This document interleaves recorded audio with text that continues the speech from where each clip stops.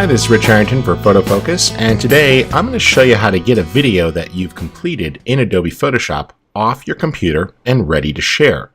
Now, there's a couple of steps to this process, but it's pretty straightforward. First off, you may want to watch your video back in real time to make sure that everything's working.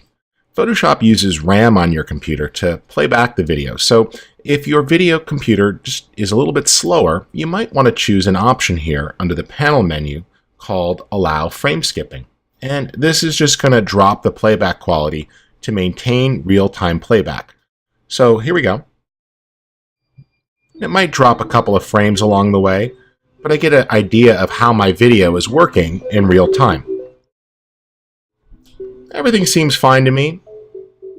I like the color grading, I like the editing, the timing and pacing of the video that I've created. So I'm ready to export this. First thing I do is choose File Save to capture all my work to date. Then at the bottom of the panel, there's this little arrow indicating Go Out, and that's the Render Video button. You can also access this under File, Export, Render Video. Same idea. Let's click, and it gives me the Render Video dialog. And now you need to choose where you want to go. By default, it's going to target the same folder where the project lives, so maybe that's a good place for you to stick the file.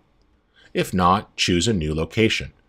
You can also create a subfolder. In this case, I'm going to call it Exports, so I have the files all organized. Next, you choose what you want to create. You can make a still image sequence if you're exchanging this with others in a professional high-end pipeline and they just wanted the stills, but we have music here and sound, and I want to include that. So I'm going to use the Adobe Media Encoder. Next, you need to choose between three file formats. DPX is a still image format. It's not going to include the audio, and so I'm not going to use that here. Really, the choice becomes H.264 or QuickTime. You'll use QuickTime when you want to create high-quality professional movies that are designed to be handed off to people using professional video pipelines. These are not files for sharing on the web, but they are a great way to archive your file, and most people will choose uncompressed or JPEG 2000 high quality. These are reasonably high-quality files that you could back up and export. For now, though, let's make a file for sharing on the web, so I'll choose H.264.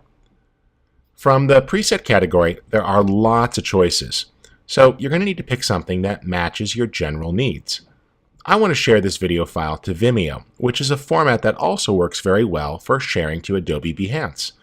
Let's go ahead here and specify that I want to use the HD 1080p because that matches my document size.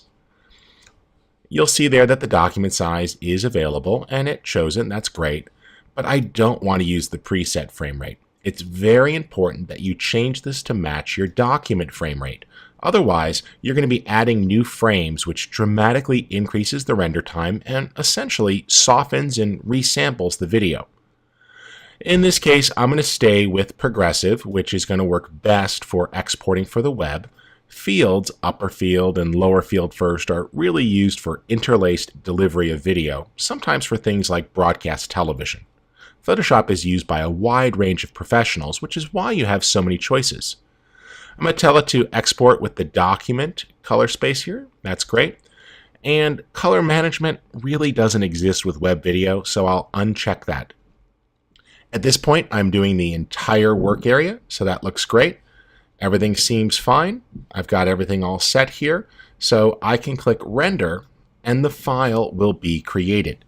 Now, this takes just a little while as it goes through and processes, but this is okay. Photoshop is doing the maximum quality here, and what it's doing is analyzing your video file, applying the professional color corrections, doing the transitions that we've specified, and it will make the video file that's ready to share.